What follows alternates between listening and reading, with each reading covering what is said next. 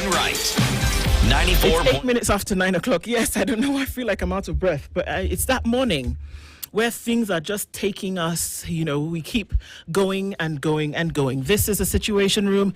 It is Kenya's biggest conversation, and we've had a number of those this morning already. And it doesn't stop, because we need to keep pointing ourselves in the direction where we're having conversations that matter, and beyond that, conversations that will take us to the next place. And that's what we do here. Our next guest is already in the hot seat. She's already seated, and it's been a long, my goodness, it's been 1 month, but it seems like it's been a year already. Party leader of the People's Liberation Party is Martha Karua, and she's here this morning. Good morning. Morning. How are you? I'm good in the circumstances. Yeah? Yes. That's good. It's good to see you. Nice to be back. Welcome to July. It feels like July. 6 years. Yeah, we have lost that consciousness of time. Mm-hmm. Things are moving too fast. Jimmy reminded us it's the month of Sabasaba as well. Yeah. In another 6 days now. Yes. Yeah. Yeah. And it also brought your name up, actually, in terms of professionals in the generation who fought for the struggle for time and space in a time where we were coming out of the place where freedoms were not guaranteed, but really struggled to say it is necessary that this supreme law that we're all fighting for, and then that we see the culmination of the 2010 Constitution, that there were people who were insistent on saying, you know what, there are freedoms that we fight for. They must be realized by this generation before you get to the next place. And so we seem to be at another place on the precipice of moving to yet another one of those struggle moments. And that forms the basis for our conversation today. So I thought it was interesting to let you know that your name came up in that discourse. Oh, that's great. But I'm happy that today we have young people, the Gen Z, who are standing in the gap and who are pushing to resist taking away of their God-given freedoms, which are entrenched in the Constitution. In the Constitution. Yeah. Dennis is going to take us to another country where we're getting proverbs from this week. He'll let you know where he's gone, and we'd love to hear your interpretation of it. Yeah, the country we're in today is in East Africa region, Burundi to be specific. And just a few fun facts about it is it's a landlocked country and borders at Rwanda to the north, Tanzania to the east and south, and the Democratic Republic of Congo to the west. Lake Tanganyika, one of the world's deepest waters, forms part of Burundi's southwestern border. And our proverb today, you cannot hide smoke if there is fire. What an appropriate one for today.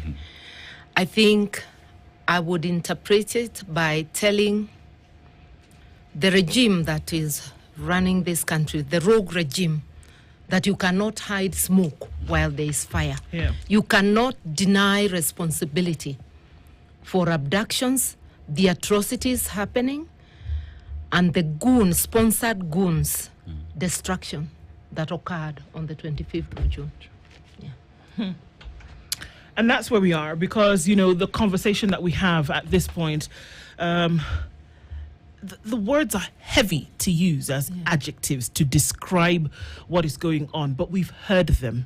When on one side we talk about repression, we talk about a police state, we talk about authoritarianism, totalitarianism.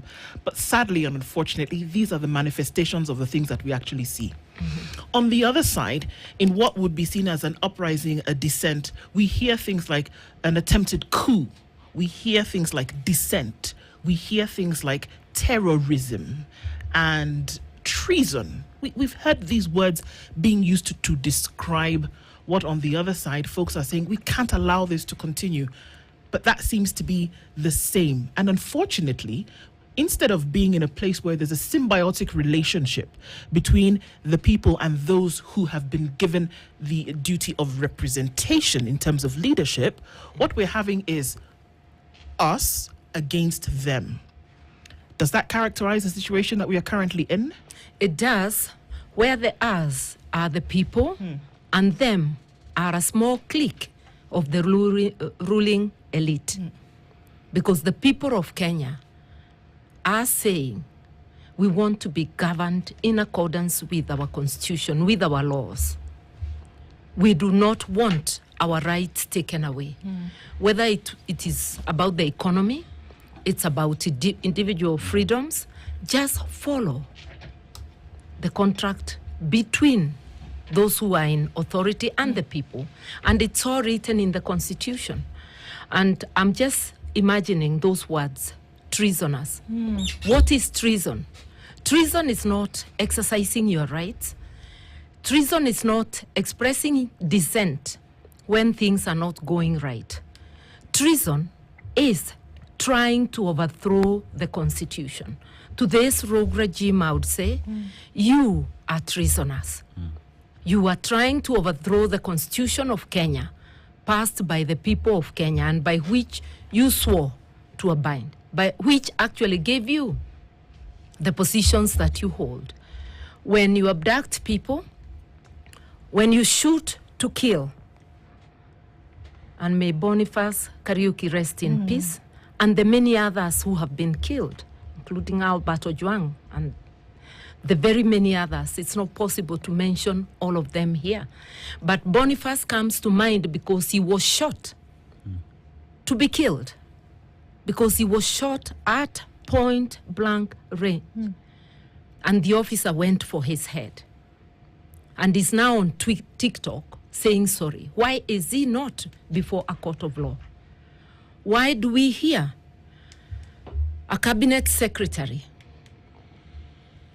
a lawyer, telling the police shoot to kill, lying to them that he can cover their back? Nobody can exempt you from the law. And the police had better know. Nobody will cover their back. When they stand in the dock, they'll be alone. The CS won't be there. And then you hear Dr. William Ruto himself reinforcing those words. They cannot avoid the blood that is on their hands, that has been shed and continues to be shed.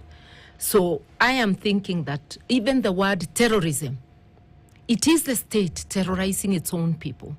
When the state pays goons, and it's clearly shown that police vehicles are ferrying the, I don't know what to call them, but the wood-made batons, the crude weapons with which to terrorize the people. When you see the police walking with the goons in the street, the police covering them as they assault the people, then you know that the people of Kenya are being terrorized by those who are supposed to protect them, and the taxes they pay are being used to terrorize them. It is when a regime ceases to rely on the law enforcement agencies and on lawful means and hires goons, it signals the imminent fall of that regime and that the country is being set up for anarchy. Then you hear a cabinet secretary say there will be no elections in 2027. Two ways of interpreting that. The easier way is to imagine that there could be consensus. But if you look around and see what is happening, are they setting us up for anarchy so that they can be able to declare a state of emergency to perpetuate themselves? Because from the looks of it, all over Kenya, people are saying no to this rogue regime. And I keep saying the word Ruto must go. It's not Ruto alone. Ruto is the head of the regime. So people are saying Ruto and his entire complement. And that's the way they should understand it. So it's not as though he can go and leave Kithure Kindiki. It's not as though he can go for Moses Wetangula as speaker to take over. Ruto must go stands for Ruto and his entire complement. 4 days ago, you did a statement condemning what you refer to as the state-sponsored goons who infiltrated the otherwise peaceful protests. You spoke about raping of women, brutally assaulting citizens, businesses looted, and orchestrated chaos. They, you say, they and those backing them must be punished to the full extent of the law. So we've had this conversation.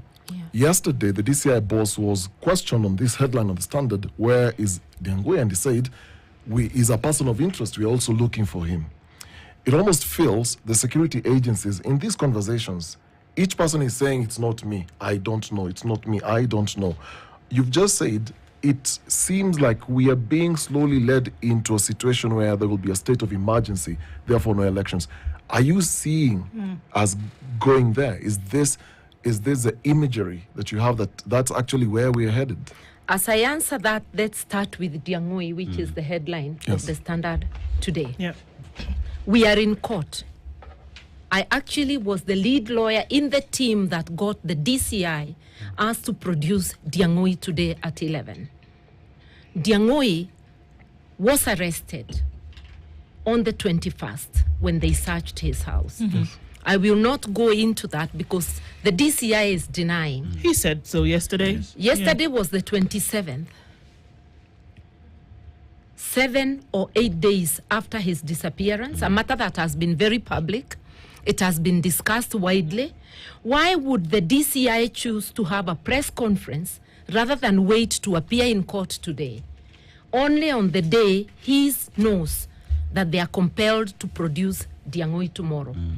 It is not in good faith. If he was a man of good faith, they would have commented long ago because we've been telling them, tagging them, telling them to produce Diang'ui. So we are going to face him in court. I'm asking him why now. We are going to court at 11 and they'll be telling us where he is. But forget this case because it's not the only one. Anytime people disappear, even when Bob Jaggi and the Longton brothers disappeared, the police went to court and said it is not them. Yet Bob Jaggi and the Longton brothers say it is the police who abducted them. They were dumped on the day the Inspector General and DCI were to appear in court.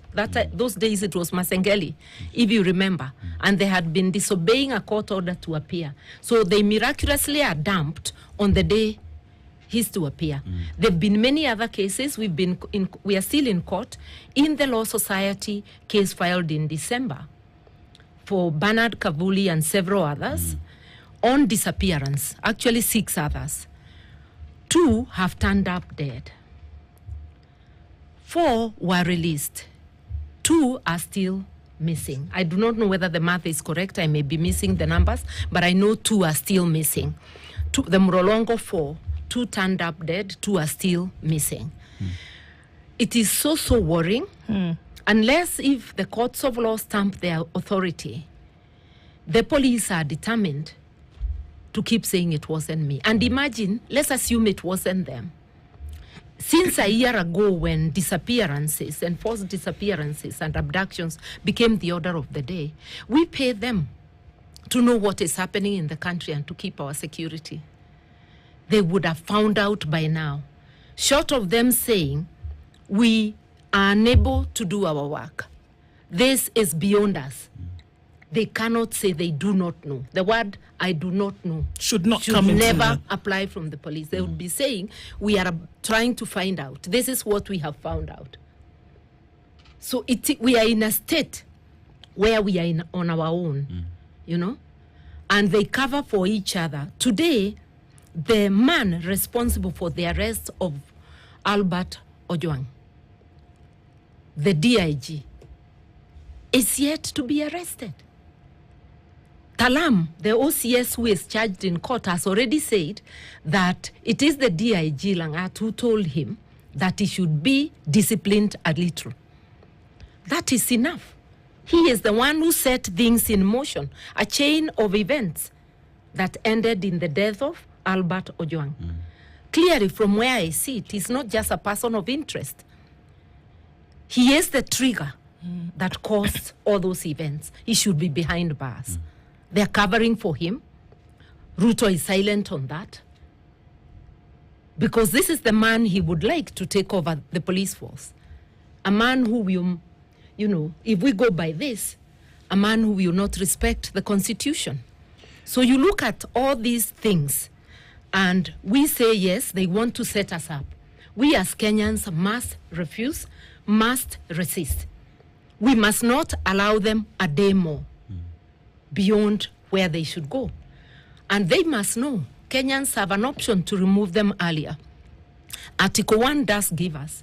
Dr. Ruto asks, how should I go?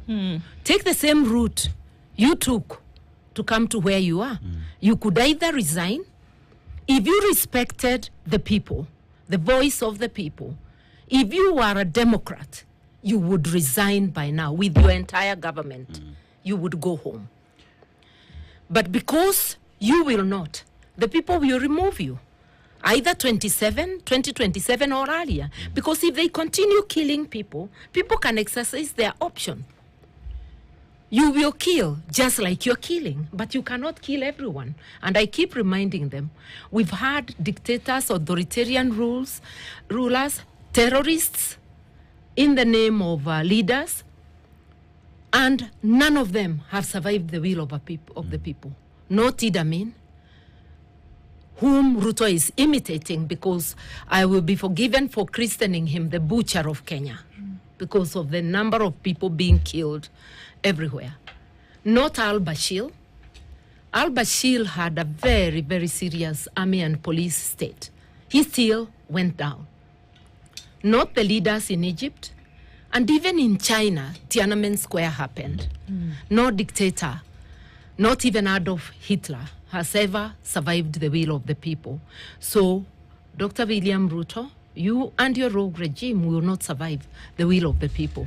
You can shoot us many, you can kill us many, but you'll not be able to annihilate the entire nation. His argument is the street protest is not the way to get him out. And when he was saying, how do I go? He made reference to the Constitution. So there are legal and constitutional ways of getting him out of office. And he's saying, I'm constitutionally mandated to be in my, whether you call it 1 term or 2 term, I'm in my term.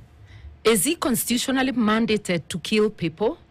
I would advise him to look for a better lawyer than Murkomen to read the Constitution for him if he himself is not able to read the plain words, that power resides with the people. And even to remember, even in his own enterprises, he hires and fires. Even where one has a written contract, you can fire them beforehand. The people of Kenya have the right to fire you for gross incompetence, gross violation of the Constitution, and an attempt to overthrow the Constitution. The same Constitution also says you cannot establish a government other than by way of lawful means. Now, the regime, he has overthrown the Constitution and established a rogue regime. His time is spent, and he must know that he cannot read the Constitution selectively. And if he cares for this country, and if at all he has any modicum of respect for himself and the people, he should be packing his bags. And he should not blame the chaos that we have seen, and there is evidence that it is state-sponsored. He should not even try to blame it on any individual or the opposition. If you say, they even tried to frame the uprising as something from a region, Mount Kenya. 27 counties cannot be a region. He has tried the tribal narrative. It has failed. Kenyans are saying we are beyond that. So let him address the issues. When people are demonstrating because of Ojwang, they kill others. Other than Boniface Kariuki, who was deliberately murdered, many others, we are being told 19, maybe now 20 with Boniface. Right. But is it 20? Because these are people who falsify records. When will we get to know the actual number of the dead? About the police stations that were banned. Every government installation is guarded by uniformed police from the administrative police unit. Right. In all those videos, we didn't see any of them. And I've been wondering, where were they? Did the police give way to the goons who set fire? Like the most graphic case is the Nyandarua one. There's a video circulating.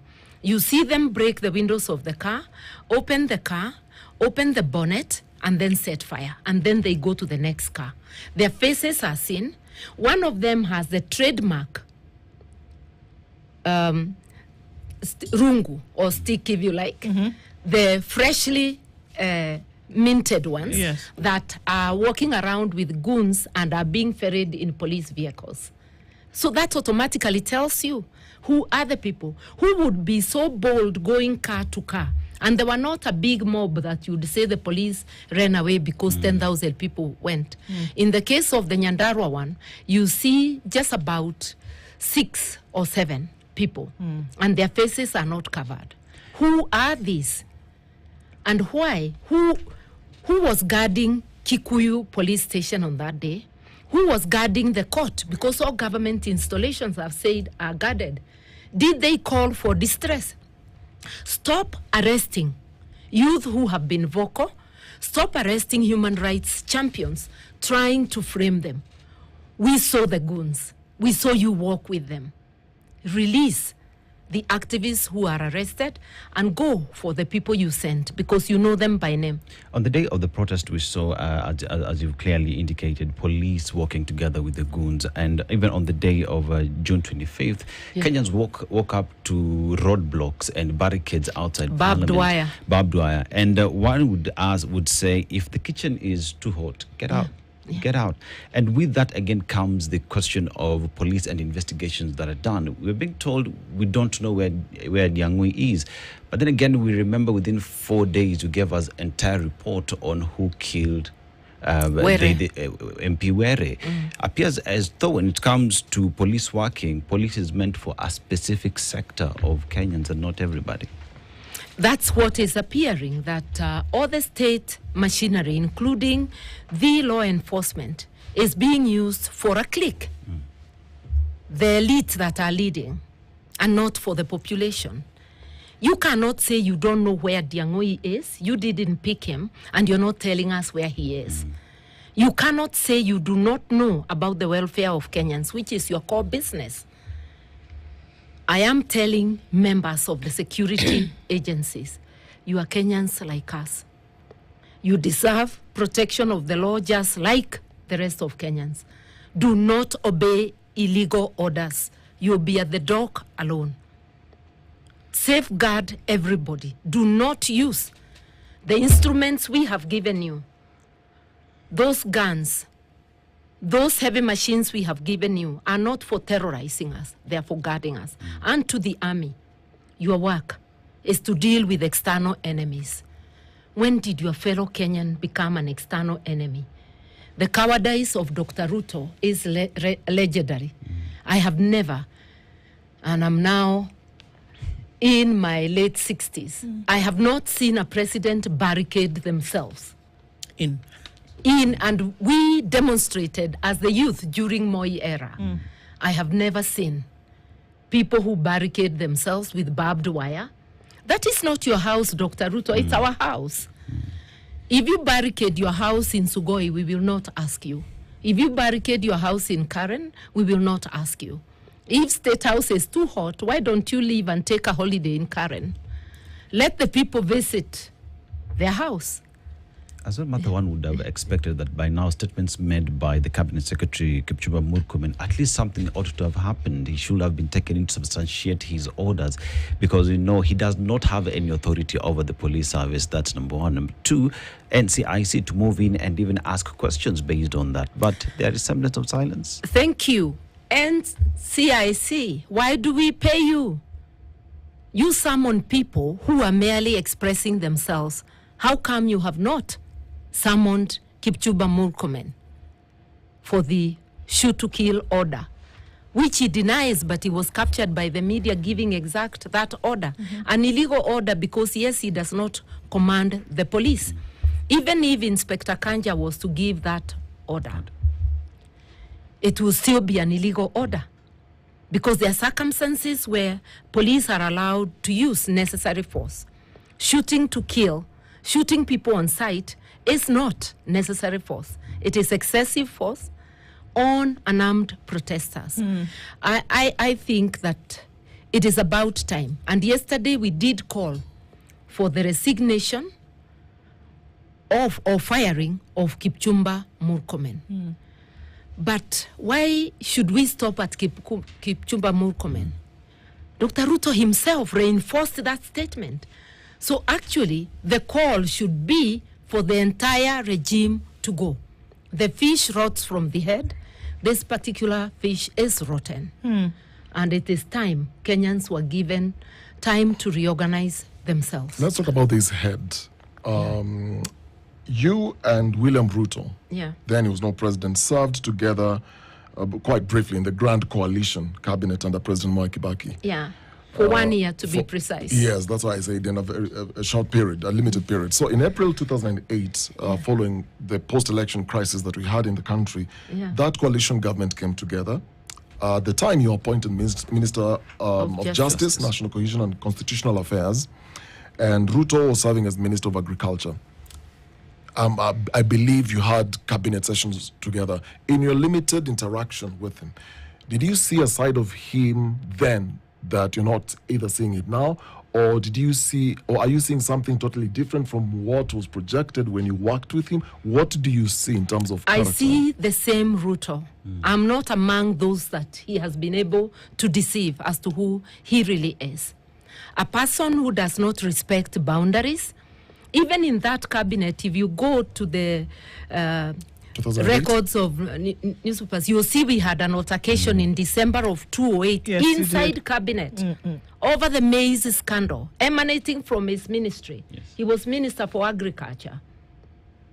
And those who may wish to dig up will see how the subsidy for maize supposed to help the people to bring the price of maize down. He shared it out to friends. And the best was a confession by the late Kibor that sitting at his desk, the letter he was given made him earn a cool 85 million because he sold that letter to a miller. So we even went to Parliament. There was a motion to remove Ruto as Minister of Agriculture, a motion of no confidence. As a cabinet minister, I actually voted for the motion. There were 22 of us, and even Mwangi Kionjore, who is now with him, voted for his removal. And thereafter, in another 4 months, I was out of government because we had ceased to see eye to eye on policy, not just with Ruto, but with most of the government. And I felt that my mandate as the person, articulating policy on the fight against corruption, I felt I was not getting support for my mandate. And also for human rights. Remember, it was the time too many youth were killed, including Mungiki, youth dubbed as Mungiki. So there were so many issues, and the issues of administration of justice. So Ruto, in his DNA, he's a person, no respect for the truth, lies all the time, even everybody has said it. He also has no boundary of what is his and what is public, as would be exemplified by the maize scandal, the land grabbing, and many other issues that have surrounded him. Today, nobody has confirmed to Kenyans that he has ever paid for Weston. And we see it keeping recurring in the newspapers. So we have cases confirmed by the court. That's why I'm talking openly, because sue me, I'll substantiate. Yeah. The court have actually had 2 cases where it found you to have grabbed land, the Muteshi land and the Weston.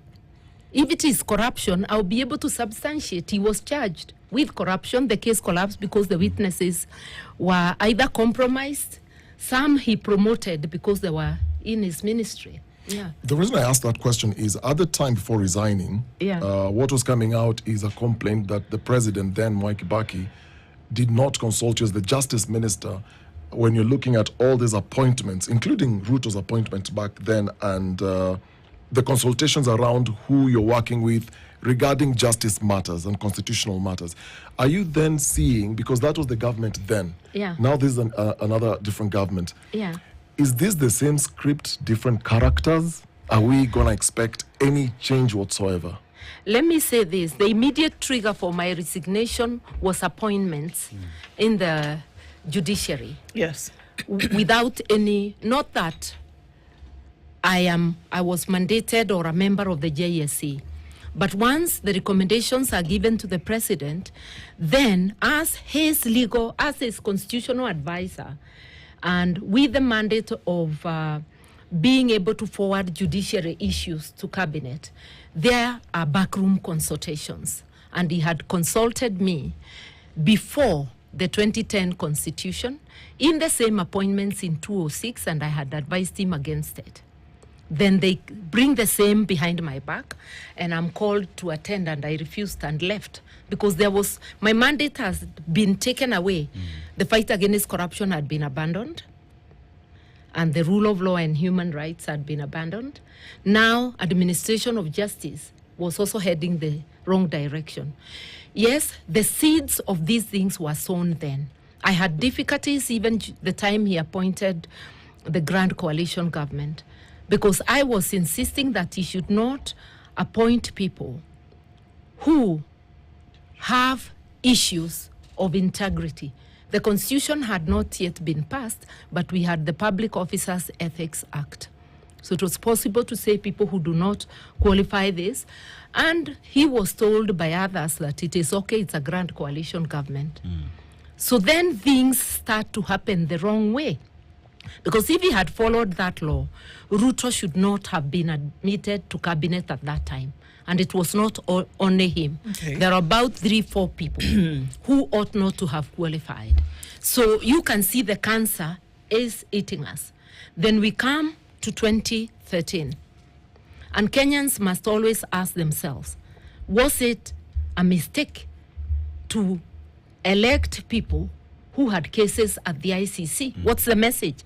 That the rule of law doesn't matter. So this is it. Whether they are guilty or not. So finish your issue first. And so there is an issue with adhering to the rule of law, and it didn't start just now. No, it's a cancer previously, whether it was subtle or overt, that there seems to be an affinity for everything but the rule of law. The rule of law, And it just, even as we have these conversations where we say certain things, then for us to really understand what it means to adhere to the rule of law, perhaps that could be the solution to a lot of these things that we see. That individuals who then will have a penchant for nothing but to adhere to the rule of law, then we will see that this needle will start to move in the direction in which it ought to.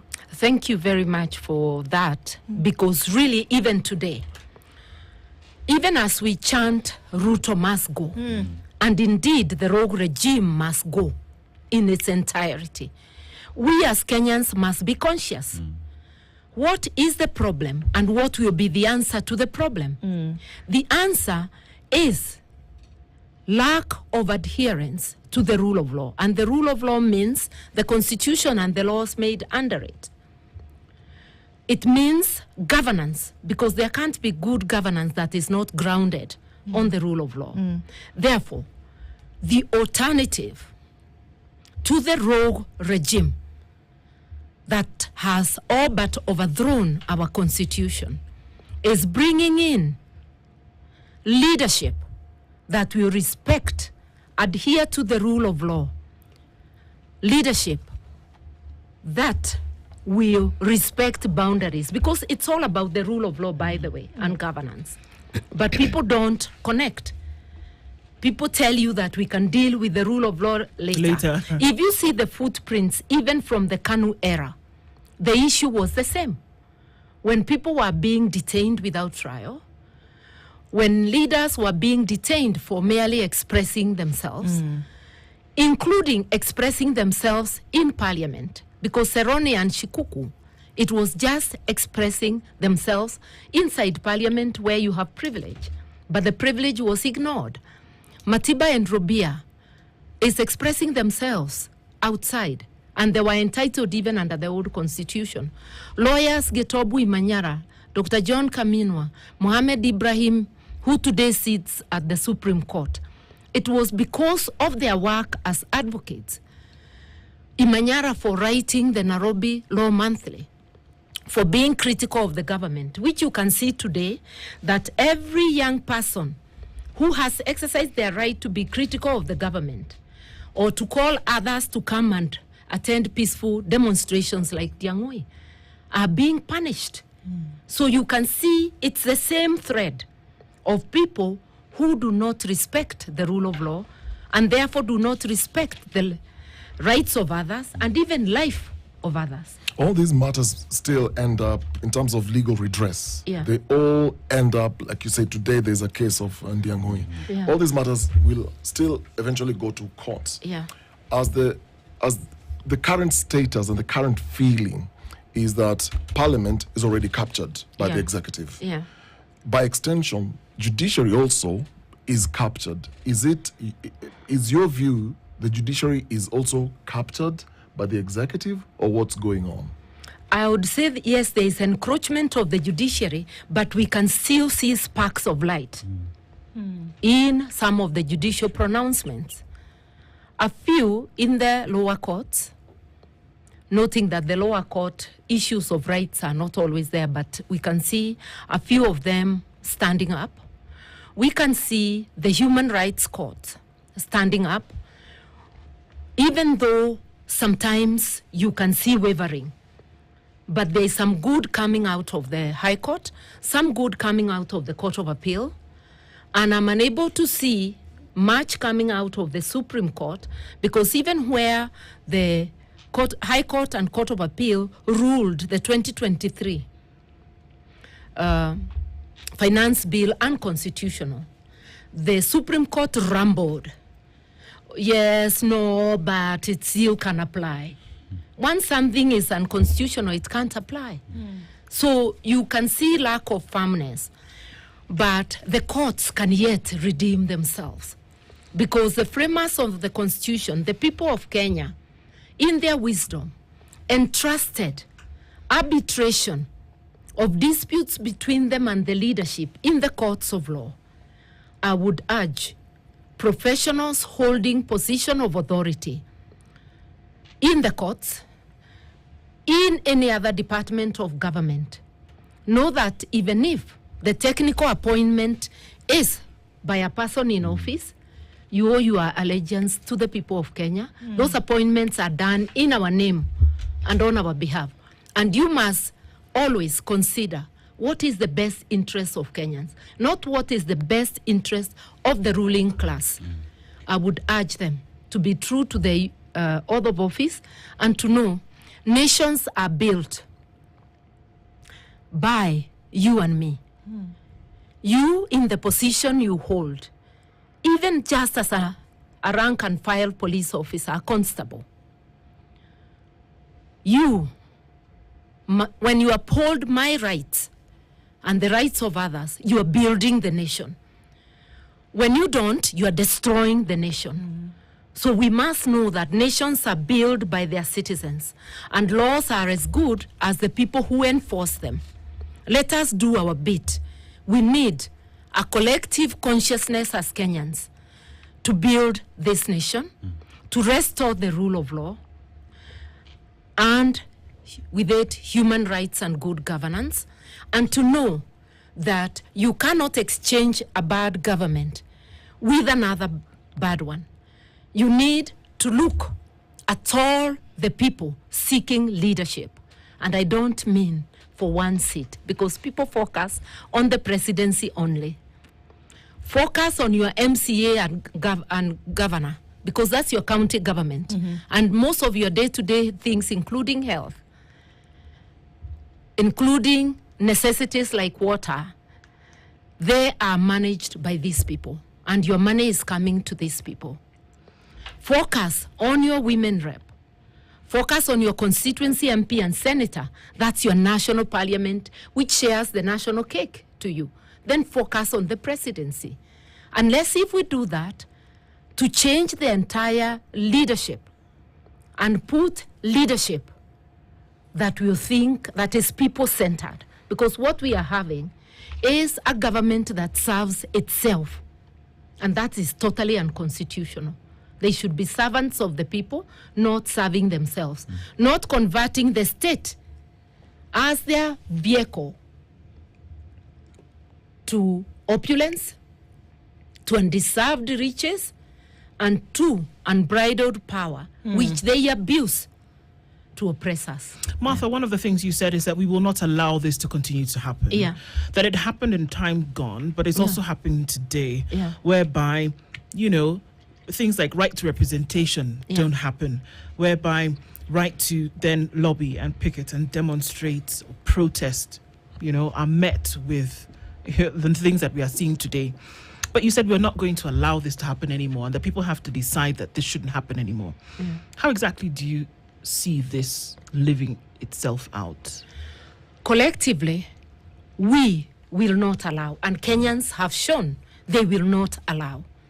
When you see young people going to the streets, writing their obituaries beforehand, they have had enough and they're saying, I better die defending my rights rather than live on my knees. It is the same spirit that had the freedom fighters who rescued Kenya from the chokehold of the colonial government. It is the same spirit of the second liberation, of people whose blood was shed, people who suffered to usher in a new era. This is the same spirit of today's Gen Z, that I better die defending my country. I just want to say to us Kenyans, we can't leave it to the Gen Zs alone. You and me have a role to play. We must together vow not to allow this rogue regime to destroy what we have built. And we must vow to usher in a regime that will be able to help us rebuild Kenya. And here I want to give just a small example. You asked me whether I think, from the years I've worked with William Ruto in Parliament and in Cabinet, he has changed. He has not. And you can only know a person through their actions. So for any of us who come to you seeking position, look at somebody's previous utterances and what they do. You'll be able to know the total sum of that person. And they need not have served in government. You will still be able to know them from their neighborhoods. But Mama, the other concern is this. If we talk about alternatives and speaking to Kenyans, right now we have the president. He's still in power. He's the president. But then the realignments that we currently see from his former deputy president Rigathi Gachagua. We have former Attorney General Justin Muturi. We have yourself. We had Agriculture Minister then Linturi. We are seeing Matiang'i. We are seeing Eugene Wamalwa.